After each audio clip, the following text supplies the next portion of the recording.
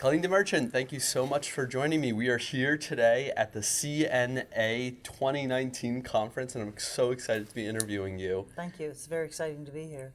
While you were at this rate-making organization, did this give you insight into other lines of insurance as well? It did, but and that's also where I got involved with the nuclear. Okay, I want to hear. Insurance So how did that happen? Yeah, well, it was part of the job. So yeah, I had obviously heard of NIAC. We call it NIAC for short, and always known what NIAC was. But then when I understood that this position that I took on also was the underwriter for NIAC, I said, "Oh, that's pretty cool." And that was 1997, and things in the nuclear industry started heating up at that time, and it quickly became a more full-time job than the job that I actually was hired to do. So I just, passed that job off to someone else and became, the what we called then the assistant manager of NIAC, which is doing the day-to-day operations and negotiation, etc. Well, what was heating up? Tell us about the industry at that time. Well, at the from your time, perspective. well, there had been a review of the assets in Ontario, and from this review that the government had taken, the Pickering A units and the Bruce A units were shut down, and we're concentrating on the B units, and then a couple of years later, Bruce Power was born, and so it started to really accelerate and change, and since then, the industry has been continuing to be very dynamic. So as you came into the industry, what were some of the things, I'm going to make you think back to before you knew everything that you know about nuclear insurance. What were some of the things that you had to figure out early on that were just so different than other industries? The level of regulation from a federal perspective was, something that is, a far more significant than, say, the potato industry or any other, those types of commercial industries, of course.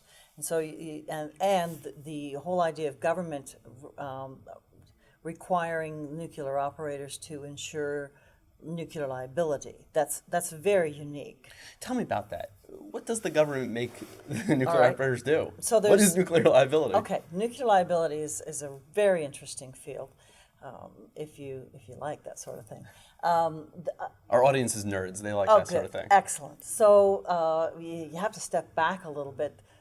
Back in the early 60s, when nuclear power started to become commercialized, they had seen what had happened during the Second World War and the catastrophic results that could happen if nuclear went bad.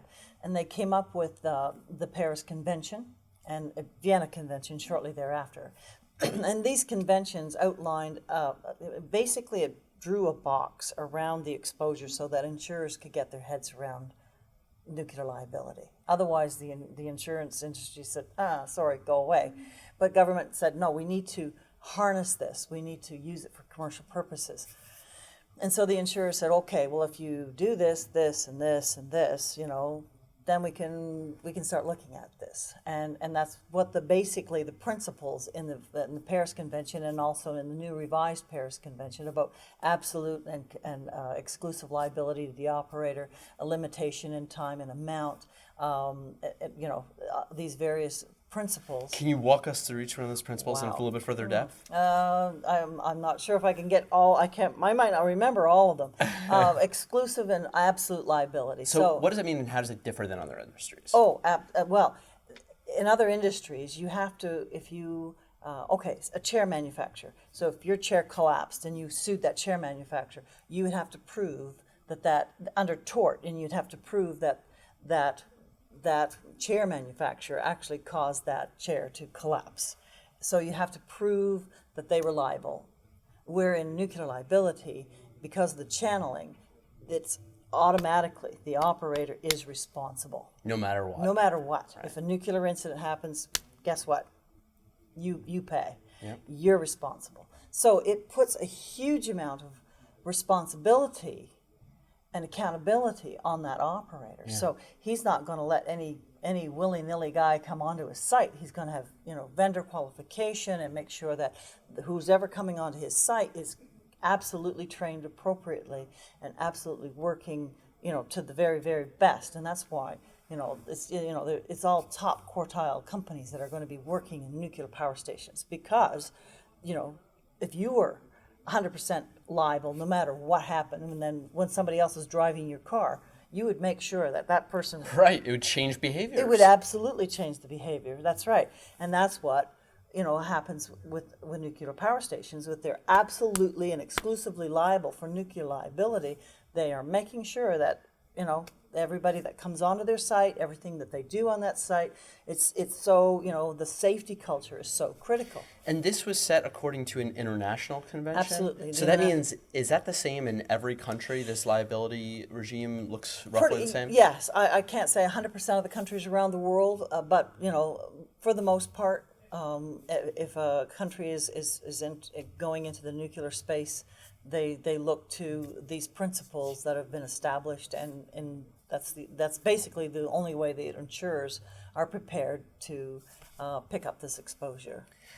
So that was one of the aspects. Yeah, what was it another one? Well, there's another one in limitation in time and amount. So under the old Paris Convention, the limitation of liability was 10 years. So if there was an incident, anyone who wanted to bring a claim against that operator had to do it within 10 years of that incident. Under the revised Paris, which may come into play very soon, within the next year or so, that is going from a 10-year tail to what we call a 30-year tail. So, why was it revised in that direction? Well, basically because if there is a latent injury from nuclear, such as cancer, it could take more than 10 years for that to develop.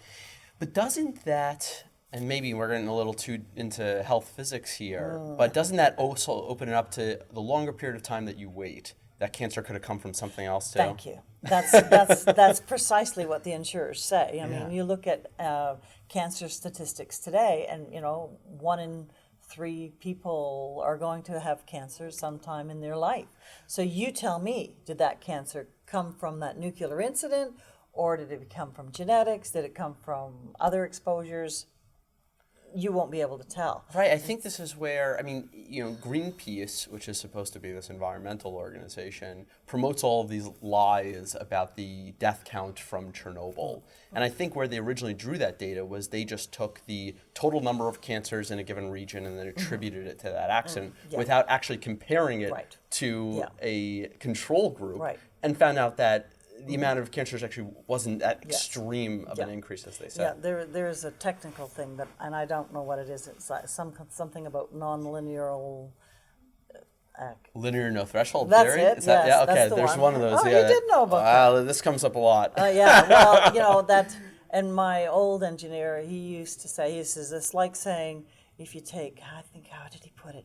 If you take one aspirin versus a whole bottle of aspirin. Well, not everybody's going to take a whole bottle of aspirin. Right. I can't remember how. So scratch that out of the ear. Yeah, no, I think I know what you're talking about. We're going to leave this in, and I think the analogy was like a whole bottle of aspirin has a 100% chance of killing you, but one pill of aspirin doesn't have a 1% chance of killing you. Yes. But that is how the nonlinear threshold works, or something. And that's like actually that. so now this makes it complicated because although that's ridiculous, it is still on the books for many health standards agencies.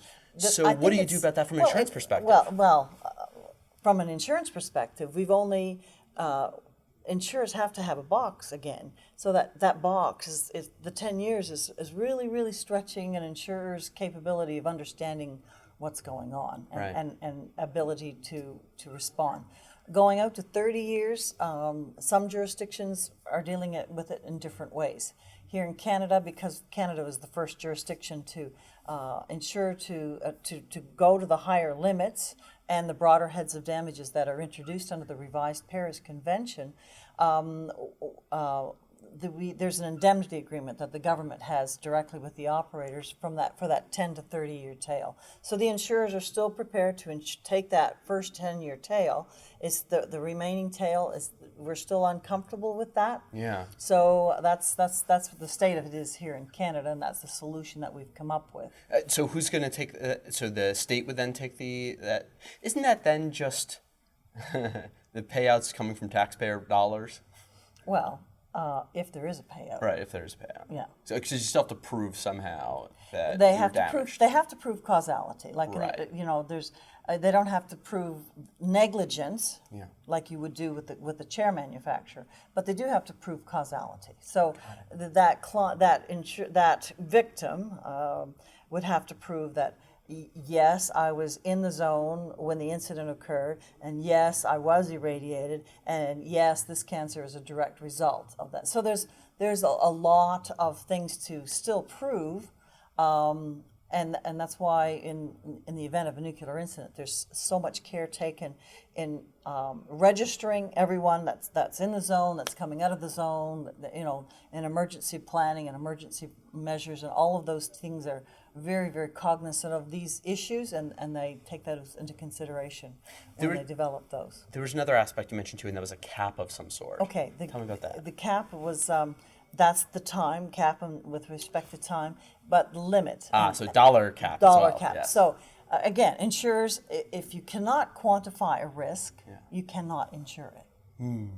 We know how much your car costs to replace. We know how much your house costs to replace. So an insurer can say, okay, I'm going to lose $100,000 or I'm going to lose $500,000. It doesn't matter. As long as we know the number, then they can work it back and figure out how much premium they're going to need to insure cover that, yeah. Yeah, so that's the way it works. So if it's unlimited liability, it's like, I don't know, how am I can't get my head around that. Yeah. So under the old Nuclear Liability Act, the limit was $75 million, which was enacted back in 1976. So long time ago. $75 million per person, per incident? No, per site. Oh, so per it was site. a site. Okay, It was a site limit. Yeah. So, for instance, That sounds Pickering, reasonable. I like that. Pickering has 8. Although it had 8 reactors, it's still all one site. Yeah. And so there would be one limit that would be applicable to that, to an incident that would occur perhaps at Pickering. Now, and 2 years ago, 2017. Wow, time flies so fast. The limit went to 650. Last year it was 750. This year it's 850 million. 850 million. That's right. And next year it'll be $1 billion. 2020, the limit will go to a $1 billion limit. And I think the U.S. under Canada. the Price-Anderson Act or something is pretty high also. It's, I think, 375 million or something Okay. that's insured. And then they have what they call their retrospective process and program, which would pull a certain number of millions of dollars from each reactor site in the U.S. over a 10-year period, and that takes it to like a $12 billion limit or something like see. that. So tell me, we've gone through a couple different ways that nuclear insurance is different. Do we have a history of, have claims ever been paid out in the nuclear world? Nuclear property, yes. There have been a few actions brought against new operators for liability, which are rigorously defended. Like at TMI, for instance, 3 Mile Island, there was some actions that were brought, and the insurers vigorously defended those actions because it's the precedent you don't want to set. You don't want to set that type of a precedent. There was some other things like in the UK, I can't recall what it was. There's been, yes, there has been some. There's not been a lot. There's not a lot of history there.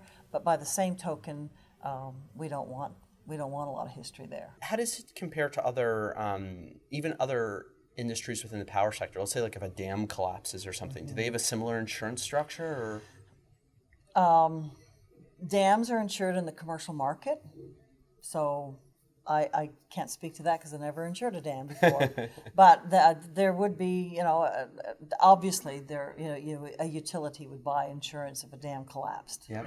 And there would definitely be, significant amount of environmental and personal injury and property damage as well. And then there's some things probably that utilities self-insure for too, just because of their unique nature and the size, whether it be, I don't know, transmission corridors going down or something. Is that true that they have self-insurance practices? I would guess there are. Yeah. Again, I'm not in the risk management department, so I really can't speak to that. I'm sure there are, and there's probably large what they call self-insured retentions, et cetera, and they create perhaps captives. Like I think some utilities create captives to provide some of that type of coverage for themselves as well. So there's a number of what we call risk transfer mechanisms. Some is true risk transfer, which is what we refer to in insurance, because you're taking it off of your balance sheet and you're giving it to the insurer. There's other that we call risk retention mechanisms, and that's where the captive would come in place, or a utility mutual insurance insurer would be, because basically you're just taking it out of this pocket and putting it in that pocket, so you're really you're not transferring it away from you. You're saying that you're insuring it, but by the same token, if that mutual insurer runs out of money, he can run back over to this pocket and get some more money out of that pocket. Whereas in insurance, you exchange that risk for a premium, and the transaction's done. And we're not going to come back after you for more funds to pay that loss. What are the names of some companies that are involved in this space? We have about 30 members in our what we call in our pool. A large member is Lloyd's.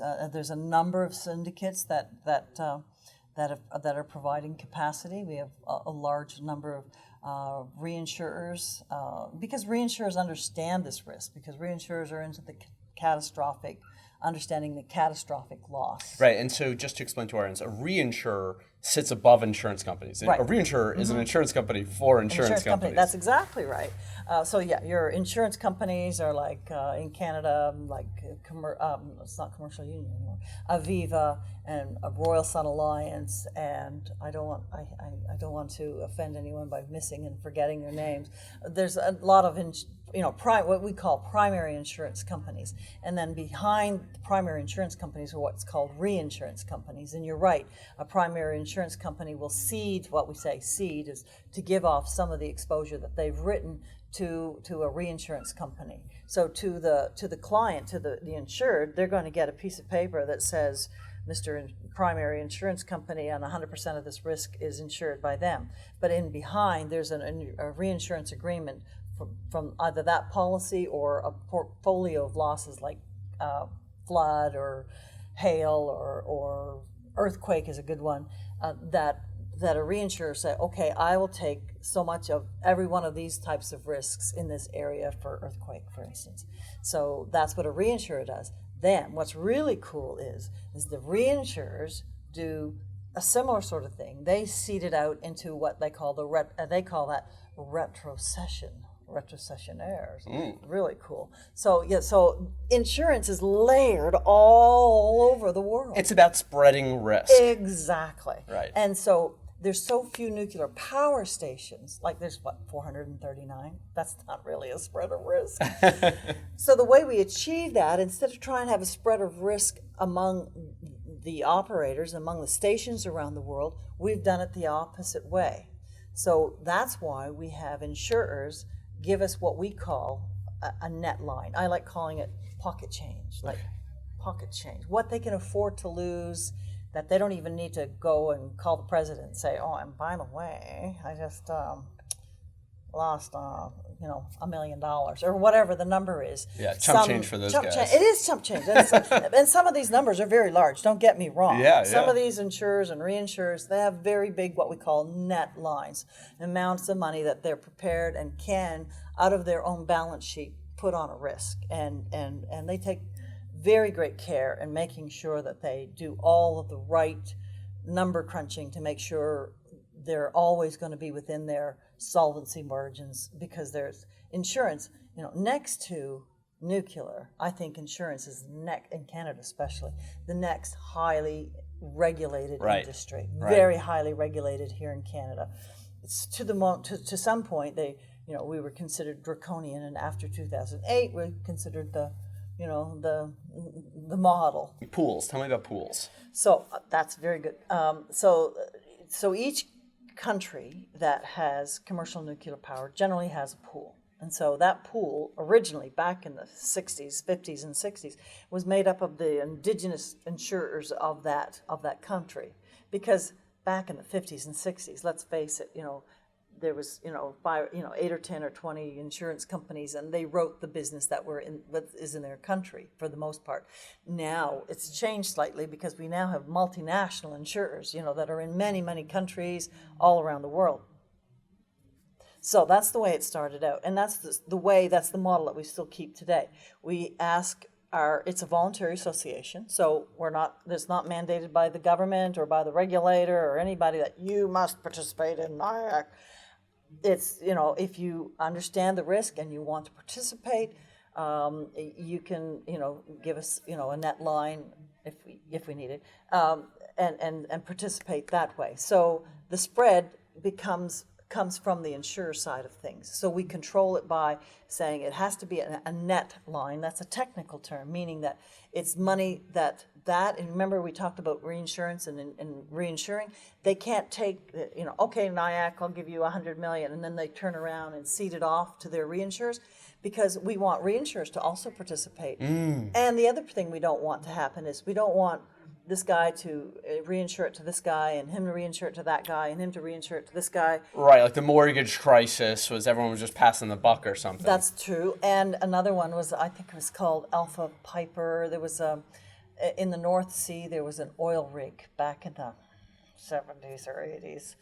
And there was a big fire, and then they started to look into it, who was responsible for paying this loss, and they found out that this insurer ceded it to this reinsurer, who ceded to this reinsurer, who ceded to this reinsurer, who ceded it, and it became a spiral. And it was like one company, like one reinsurer, could have been on it like 4 or 5 different times from 4 to 5 different places. Oh my God. So yeah, you're absolutely right. It creates a huge liability and a huge financial crisis for that insurer. So to avoid that, we say to our members, we want you to participate. It's what we call a net line. It's coming off of your balance sheet. It's not being ceded somewhere else.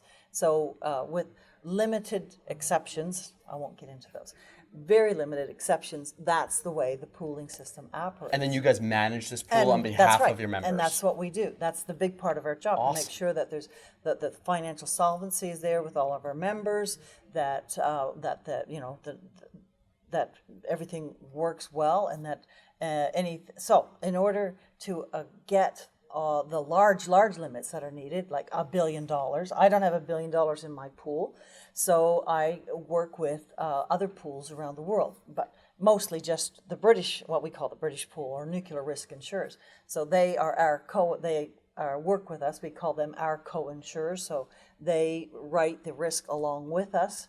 And then what they're not prepared to take themselves, then they do the ceding and assuming with the other, what we call our reinsuring pools. So it's all within the pooling system. Yeah. So at the end of the day, it's all a net line. So you make sure that you're not passing the buck around so many times and reinsuring that it comes back to you. That's what this pool does. Make sure it never comes back to you. Exactly. That's exactly what this infrastructure is all about. And so then the British also manage that on their end as well. That's so right. now you're still spreading risk even further, but still in a responsible way. Exactly. That's a really good way of putting it. I never thought about it like that. In a responsible way. Absolutely. And so the British are familiar with nuclear insurance because they have a long history of nuclear. Absolutely. The U.S. has a long history of nuclear. Are there other countries that have similar mechanisms in place, or just kind of really get the game? Well, yes, just about every jurisdiction that has nuclear energy has a nuclear pool. So like the Swedes might have one, the Japanese might have one. Got it. Yes. Is there a lot of collaboration of ideas across these boundaries as well? Like, do you go to insurance-specific conventions where you kind of learn how things are being evaluated, or in other countries also? Well, the pooling, what we call the pooling system, we have an annual conference. Okay. It's really quite cool. I like to call it, a mini. It's the cool pool. It's a cool pool, But I like to call it like a mini United Nations, because we go into this room and it's generally a big U shape, and we're all sitting in alphabetical order by country. And you know the language of business is English. So, and some of these people really appreciate their efforts because English is obviously not their first language. And so we sit around here for like 2 or 3 days, and we discuss these types of issues and how things are going, you know, in their jurisdiction, in their country, and what we can do to, you know, aid and abet and help and that type of thing, and solve some, you know, because so we're looking at issues, everything from financial regulatory to nuclear to sometimes geopolitical to, you know, all kinds of very interesting things, you know. And then the people that you meet from other countries, are they all kind of similar personalities? Like as an insurance, like as an accountant across the world, as an insurance person around the world? I guess so.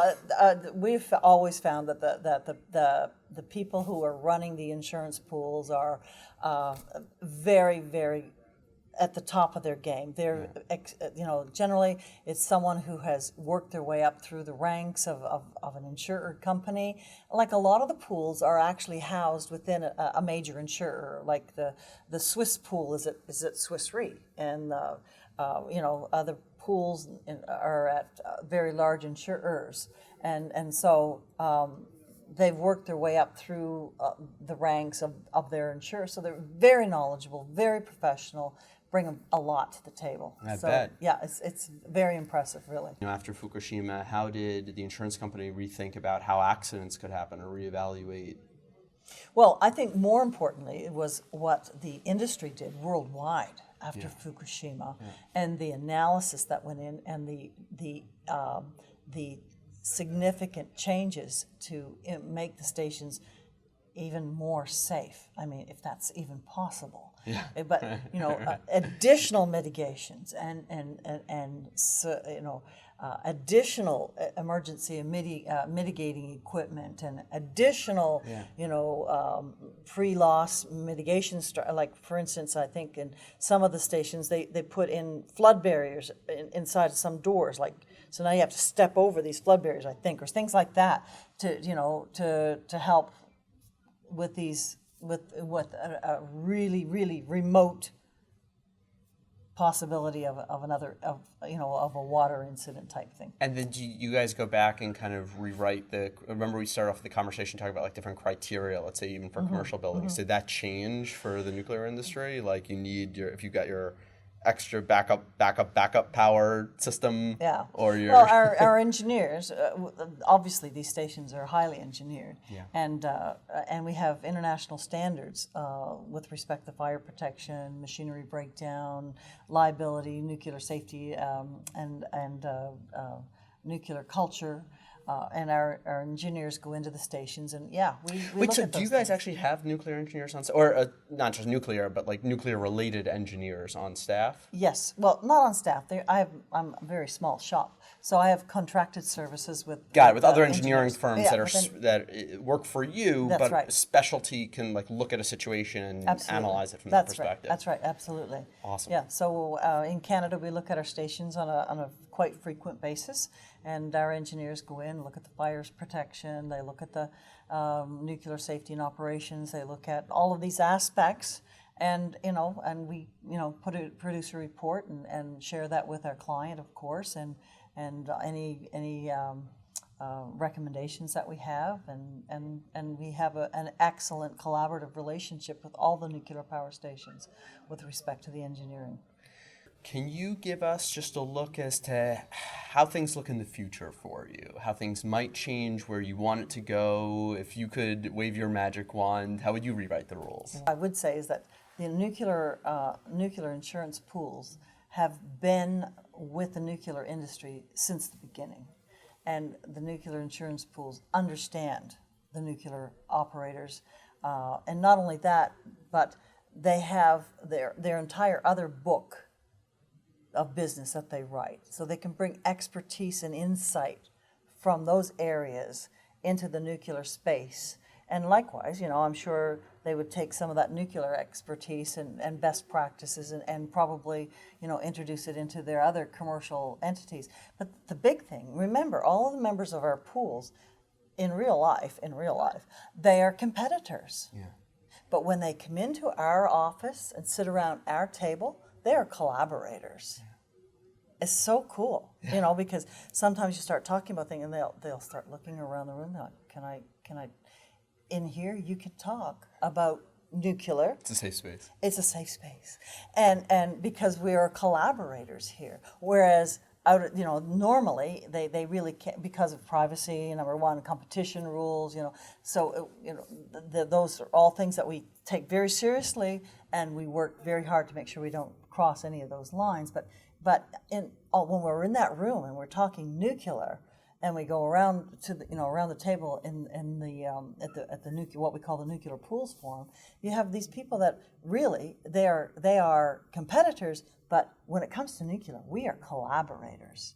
And so we want further collaboration. We want to be able to meet the needs and the higher limits, because there's going to be higher limits, and with the SMR, SMRs coming, there's going to be diversification of types of coverages that the SMRs are going to be needing, maybe to an even greater extent that the large nuclear needs have presented. And so, we're working and getting our head around what we can do to meet the needs and requirements for these small modular reactors that are quickly coming down the road.